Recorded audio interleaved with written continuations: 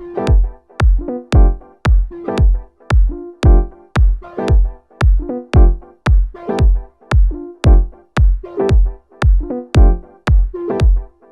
le invitarías a comer? Milanesas con papas fritas, le haría reír un montón. What would you like to say to Róisín? Thank you.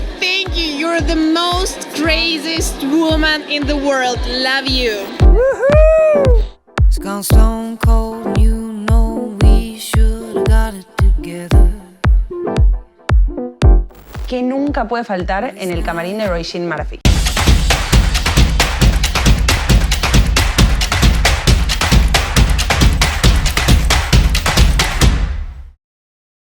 Estamos en el sótano de C para una edición muy especial del Back de C. Vamos a estar entrevistando a Róisín Murphy, que vino a hacer su Sideshow del Primavera Sound. Y estamos junto a Gaba, en nombre de LaRepu, que ya le hicieron una entrevista hace muy poquito y la vamos a continuar.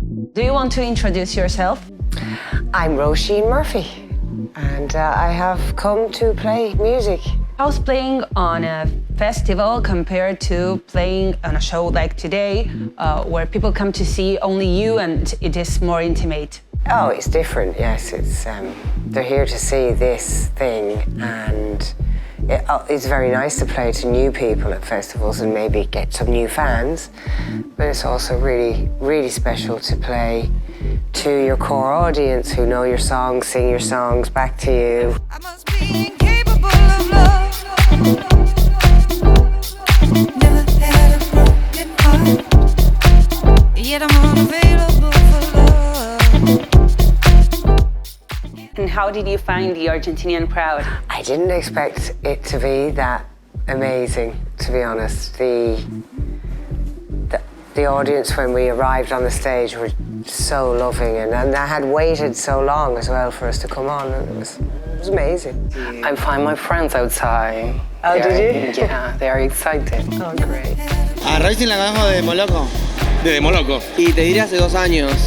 No hace mucho, ahora 2 años que la empiezo a escuchar. And your scenic proposal, we were watching videos when we were preparing the interview, and we saw that you incorporated the cameras like Rosalía's or Beyoncé's. How did that idea come up? Started with one camera, and we were just doing stuff backstage before we come on, and we move through the backstage and then come on, and all the time we're backstage, it's on the screen. It's another perspective. Yes, so you see what's going on backstage. So it started with that, and then it just developed into, oh, this is a good thing, this kind of being able to keep using what's happening as the visual, you know, it's kind of nice. Breaking the fourth wall thing where you kind of see behind the scenes. And that was the initial thing, and it developed into, as I said, into kind of having cameras on different areas on the stage and stuff. And also pointing the camera at the crowd, which is nice at a certain point. Yeah. So we can say you designed your stage. I would say I'm creative director of you're the a creative stage director. Thing, yes, absolutely. It's wonderful because But I couldn't do it without my music director. Of course. Who's Eddie Stevens, and you know, it's a case of if you have good music, it's not hard to make visual things to go with it. If you don't have the music right, then the visual won't sing, you know, so it's very important that the show musically is right, and it's really down to him that.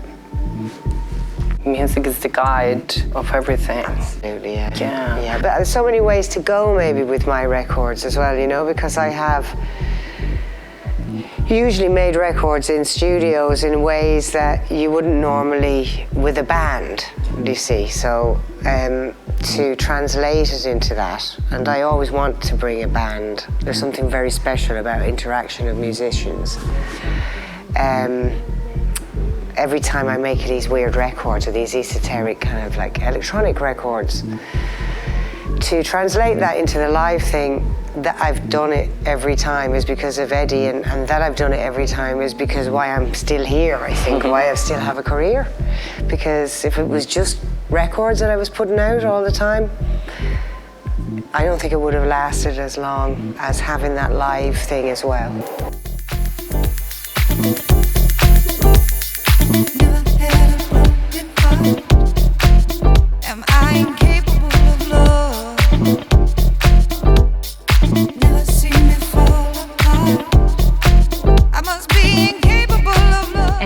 also thinking about your costumes, right, that have movement. I'm thinking about the red and blue one, for example, and that accompanies the music, right?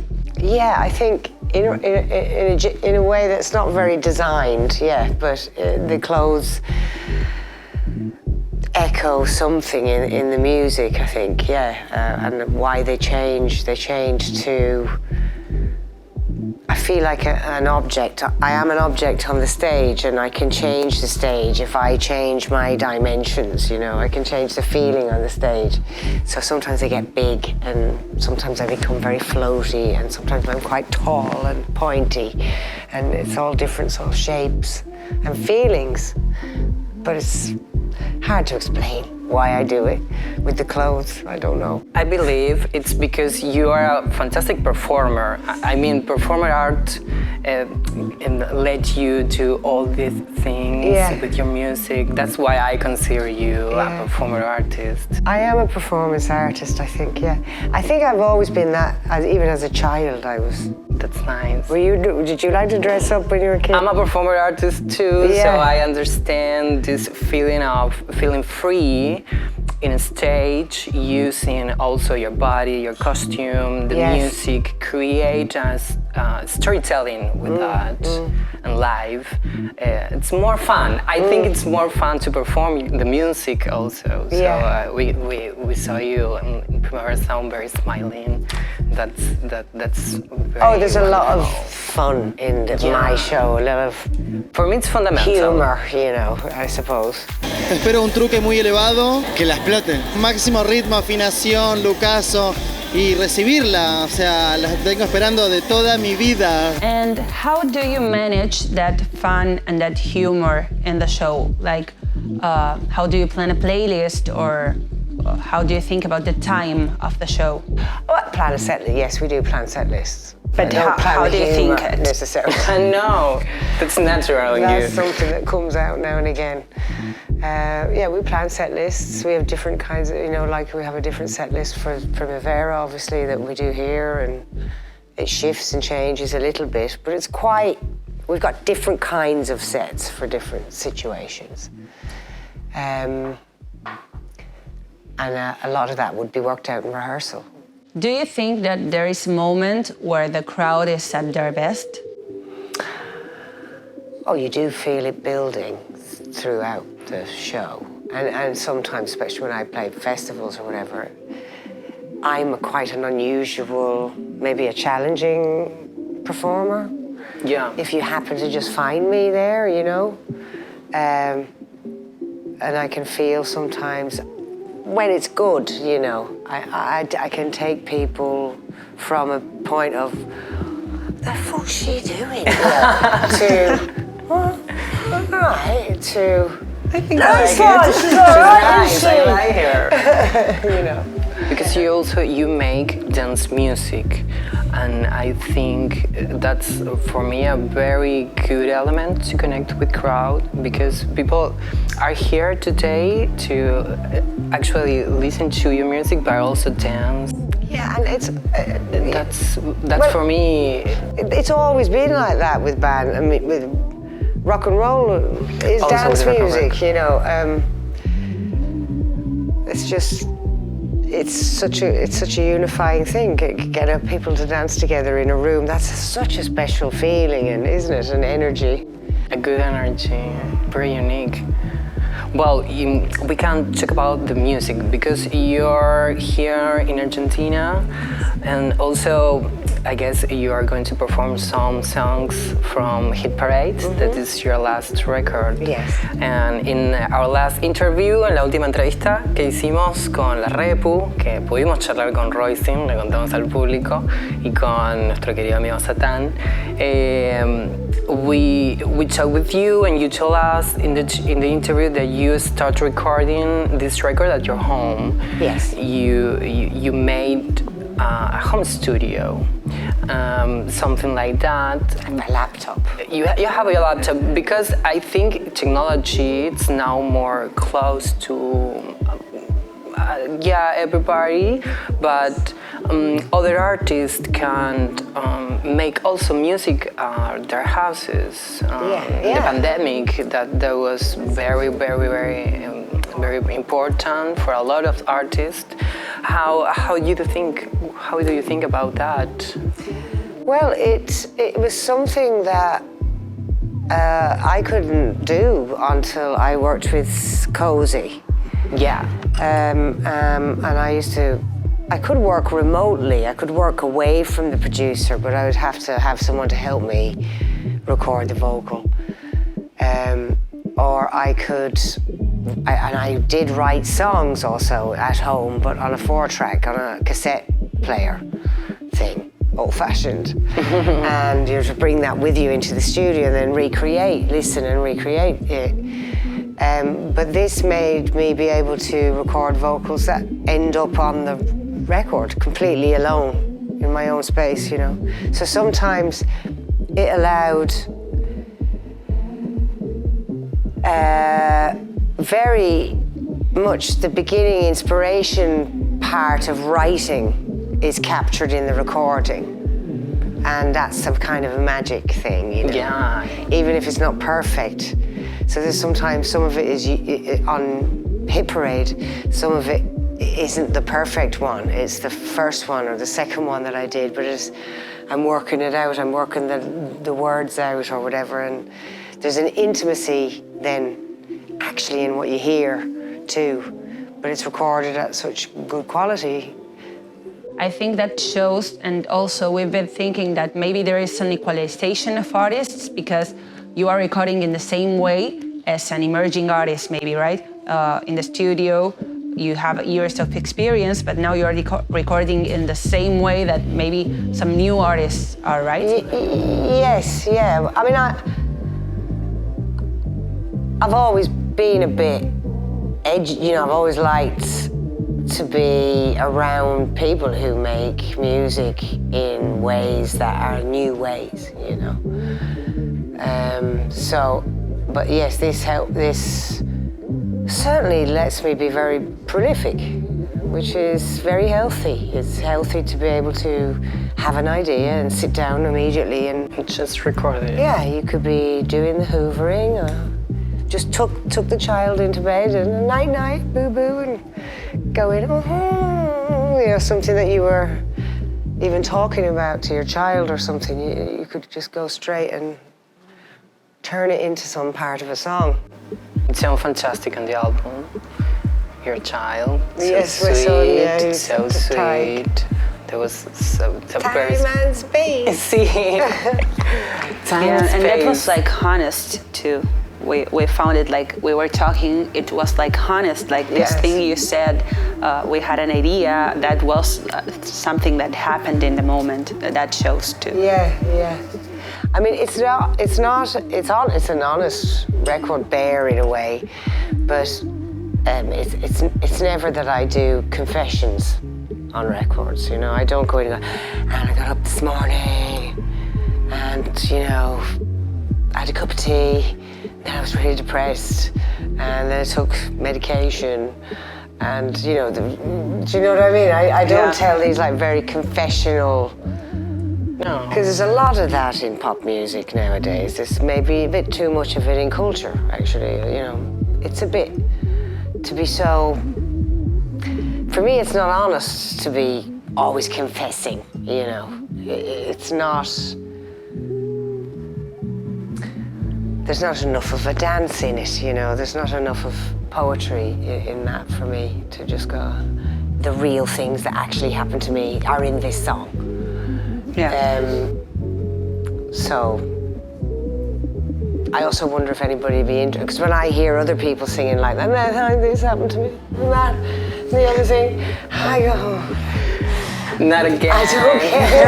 I don't care what happened to you.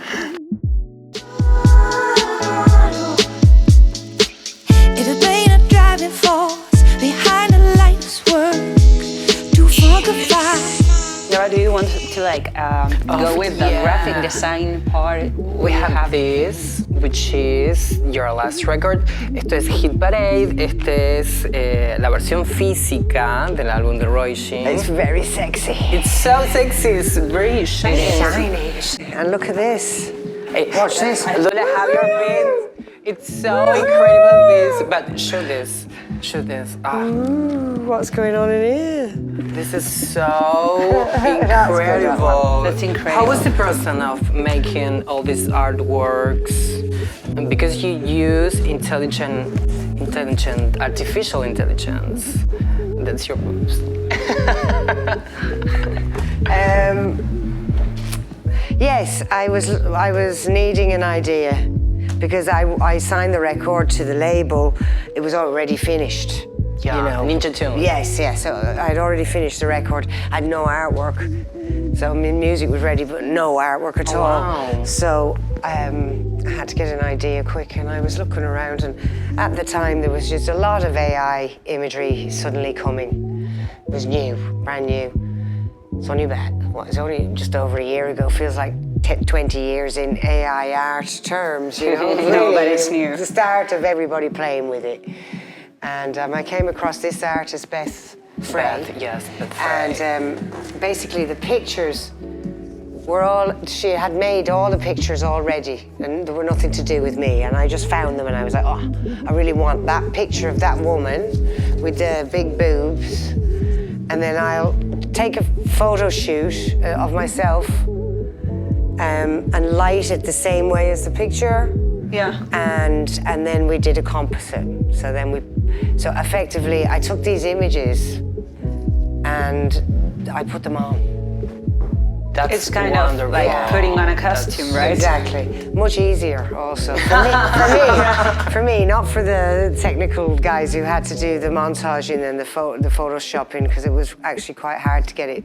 Is there any picture you prefer, like your favorite one? Is it the front one or is it out? I do love that nun one with the burger. It's good, isn't it? Yeah. It is. But you have your friend, your graphic designer, yes, which is Braulio. Yes. I love him. Oh, he's brilliant. He's all superb. his work is wonderful. Also, he worked on Róisín Machine. He did Róisín Machine, yeah, and also the project before that, which was a lot of 12 inches. With your singles, yeah, I remember that. Yeah. So look at me, I'm so proud of it. I'm so proud. It's beautiful. It's so it's beautiful. My baby. They're like babies, you know, like our children. They are, especially for me, because I put so much into every record. Also, we played. It sounds fantastic. It does sound good as well, yes. It sounds very good. The vinyl sounds good. Oh, that's we were planning this interview with the record playing. Yeah, we listened to the record together. That was so cute. Only one question: how was the experience of working with a different record label, which is different record label with this record? They were very, very professional, and we had a good time and promoting it. And I tend to be quite free and easy these days. I don't get tied into being with a label for like the old days. You know, the first record label I was with for 9 years. Okay. So four albums and remix album and so on. And then I did my first solo album with the same label as we did the Moloko. Yeah. And then that fell apart. I mean, I gave them Ruby Blue, and they went, that's the wrong record. You shouldn't have made that one. Because I did it the same way as I always did with Moloko, which was I just went off and made a record and then brought it to them. And they were shocked by this record, and it was the wrong record. I suppose they were expecting me maybe to become more pop than Moloko. Yeah. You know, having gone solo. They must have thought, she wants to be a super pop star now, surely. So I went off and I made Ruby Blue. Yeah. And they were like, no, it's the wrong record. So ever since then, I mean, I was so hurt by that, actually. felt abandoned by them. Because I'd been with them since the beginning, you know, and I thought they were like my dad or, you know, my granddad or something, that they were going to look after me forever. And now nobody thinks like that about relationships with labels now. It's complex. You jump in, you do the right project with the right label, and that's the way it should be, I think. Because because it's an industry, I think you working with Ninja Tune, very, very loyal with independent artists. You consider yourself an independent artist. We talk about this in your last interview. It was really nice to hear from your voice, because this record also feels free. Freedom, it's in all your songs, and the process, I believe the process for me is the product, because it's so wonderful to have a good process, feel free, present your record in your times, because when Róisín, cuando Róisín estaba haciendo este álbum, también estaba haciendo Róisín Machine, o sea, 2 álbumes al mismo tiempo, 2 albums at the same time. I was working on the 2 of them at the same time, yes. That's very challenge. No, it's great, for you actually. now. Oh no, it's great, because It's great. If you get sick of one, you go, oh, maybe I'll try the other, you know. I would like to see how your brain was working at that time, like with it's all music. It's all. I mean, what I do. I do adapt and evolve and learn when I work with different producers, but I also stay the same.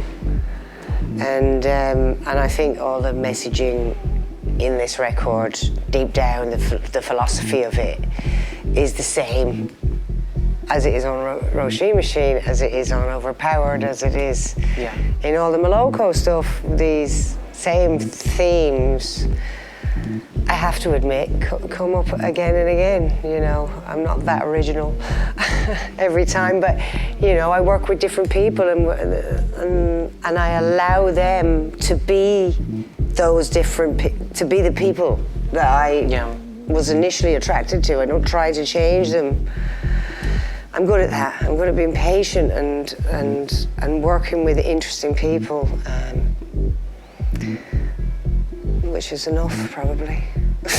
And made an incredible record, also. Am I incapable of love? Never seen me fall apart. I must be incapable of love. Never had a broken En la entrevista con LaRepu, Gaba le recomendó a Róisín una playlist con música argentina y latinoamericana. Did you listen to the playlist that Gaba made you? No, I didn't listen to it yet. That was a bit hard to do the homework. I knew you were going to ask me. When I sat down here and they're like, fuck, I listen to it. No, because... I listened to it tonight. You should, because... todo esto nació un poco porque en la entrevista con Róisín hablamos de música en español, Spanish, music in Spanish. I would like to sing in Spanish, yeah. Just in that playlist, there are very good mescalans. Nice songs, yeah. With different eras, years, artists, underground, mainstream. Oh, it sounds great. It's very, very, very good. I think all Argentinians almost, but... maybe Javiera Mena. Javiera Mena is from Chile, and I've been listening to the playlist. It's great. You got rid of it. You should listen to it. Oh, you got rid of the Chilean? No, it's still I love on her. there. I love Javiera Mena. She's another good, incredible electronic producer. She produced all her records. There is a song from Javiera Mena that's also with a singer from here, that's Marilina Bertolli. We interviewed her. Vayan a ver la entrevista con Marilina Bertolli. Vean las otras entrevistas. It was one of our greatest interviews because it was great, but also I think she has a lot in common with you because she uses a stage in a very performatic way too. Sorry. No, it's okay. You can listen wherever you want. And what have you been listening to lately? I've been listening to audiobooks lately. What books? The one I listen to at the moment is called The Beginning of Infinity. And it's about science and about how, essentially I think it's about, I'm halfway through, it's about knowledge always leads to more questions, and that anything conceivable is possible with the extension of knowledge. It's very interesting. I would like to hear that. Yeah. I like you recommend books. What other books are you, what other audio books are you listening to? No, that's the only audio book. Recently I read the history of Jerusalem. Before everything kicked off, I was just interested. That's a wonderful book. It's like it starts a long, long time ago. And the trouble started a long time ago, trust me. And I am reading The Magic Mountain, which is a sort of classic. And do you want to recommend to us any local, independent, emerging artists that you like? Local to me? Yeah. I love Decius. Do you know that band, Decius? Oh God, you're gonna love it, honestly. Taking notes. They are kind of like a little mini supergroup of guys from Paranoid London, which are these amazing producers. Trash Mouth, another set of producers, and then they've got a singer that they always have who is called Lias. He's in the Fat White Band, and he's in Decius, and oh, you're gonna love it. It's so good. It's very. I'll go home listening to it. It's very filthy, dark, kind of. Okay. Middle of the night in a brilliant nightclub type music, but very sleazy. But very good, very rock and roll. Que es una genia, es una diosa, tiene toda la onda del mundo. Que es una capa, que es tipo que la verdad que me parece como un ser admirable y como súper tierna. Me darían ganas de darle un abrazo y decirle que la quiero. Regia siempre, amarla, sí. Amarla, total. Que venga a comer a mi casa. ¿Qué le invitarías a comer? ¿Qué le cocinarías? Milanesas con papas fritas, la haría reír un montón. Tendría un monólogo previamente desarrollado para hacerla pasar un momento ameno. And we knew you wanted to try mate, right? Yes. I'm not going to get like feel strange, am I? No, it's okay. No. It's just like a beverage, so. It's just a beverage. Yeah. Do you think you'll like it? What do you expect? Do you know what is mate? Do you know what is mate? No, I don't know what it is. It's a kind of tea. Yeah, I know it's a kind of tea, yeah. Si alguien argentino dice que es té, Sería, if an Argentinian person says it's tea, it's like so incorrect. So it's not a tea. It's not a tea, but it's an infusion. It's an infusion, yeah. Let's call it an infusion then. And the grace of this action of drink mate is more social because we share it. It's interesting to drink it. I'm not going to be able to drink it fast, am I? It's going to be like hot. Is it going to be hot? It's gonna be hot. Maybe for not too hot. Not too hot. First we put like this, yerba mate, which we have in like a jar. See? It's like an herb. And There then are we a lot like of take kind off of the yerba dust. mate. The herb. The herb. And then we have like... It's not very strong smell, is it? No. No. There are a lot to of open kind this of one. yerba mate. So then we put like some water and then like the, I don't know how to say, like the Bombilla. straw, but it's not a straw, it's different. I'm going to show you now. That's so you don't suck up all the grass stuff. Yeah. It has like a filter here. Filter that. Yeah, Filter so the we herb. put it. I'm making, I don't know if You don't get this what is I'm my doing. best mate. Yeah, I I understand don't I'm know if doing a it's, Jamaican accent. Filter the herb. this is not my best mate ever because I have a lot of pressure right now being the one that makes it, but I hope you like it. Another interesting thing is that we share it. Like, it's not personal. We What, share you give it. the thing around? You give each other COVID If with you're it? not Yeah. sick, Nice one. Exactly. because it's very social. You can drink. I'm sick. I don't think you want you to can take drink my it like a soda. potential COVID. You don't take the straw So I out. just Like, you just leave it there and you just drink it. very nice. You like it? Your first mate.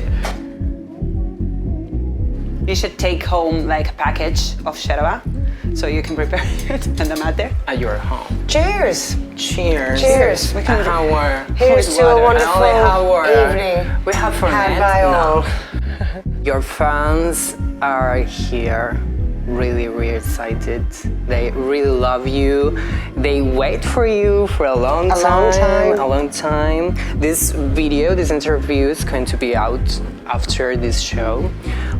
Something you can say to your fans, your Argentinian fans? No, I haven't. I was very touched at the Primavera when people waited. And it wasn't our fault. I would like to get that across. We didn't. They wait for you. We didn't have the right sound desk, actually. So anyway, it was very difficult. It was a miracle we got on at all, and it took it was 40 minutes late. And they almost had a party just waiting for me. Yeah. So it was amazing, really amazing. And I look forward to tonight now. Let's see. I hear a cuckoo, sweet lover cuckoo. I hear a cuckoo, sweet lover cuckoo. So we are posting this after the show. So do you want to spoil us anything? I don't know what to say, just the usual madness. Ooh, that sounds good. Nunca puede faltar en el camarín de Róisín. Para mí debe haber buen chupi. Alcohol. Faso. Y yo creo que joda, sí. Brillo. Y un buen sacón con multicolor. Un rouge, un labial seguro. Hay mucha buena ropa. Todo. Hoy pensaba justo en su equipaje, que debe ser como tremendo. Un buen vestuarista, un buen gay que le asesore, eso no puede faltar. A mirror, a magnifying mirror, so I can see what I'm doing when I put my eye makeup on. And it seems to be the one thing we always lose, and every time we get somewhere, I'm like, where's the magnifying mirror? And then we have to go and buy another one. You know what I mean by magnifying? Like if you zoom, you can zoom. You can see your face. I need that for my eye makeup. And my sound system is very important. The music is very important. Okay, I'll go then. I better go and get ready. Yes. Lovely to see you all. Thank you. Thank you, Róisín. Oh, it's a pleasure.